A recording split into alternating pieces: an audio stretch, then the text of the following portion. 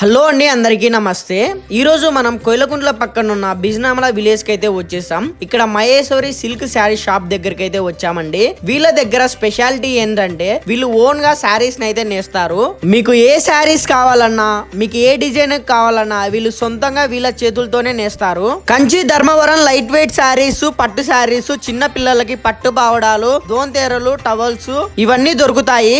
మీరు మీ విలేజ్ లో ఏదైనా చిన్న శారీస్ బిజినెస్ పెట్టుకోవాలనుకున్నా వీళ్ళు హోల్సేల్ ధరలోనే శారీస్ అయితే ఇస్తున్నారు.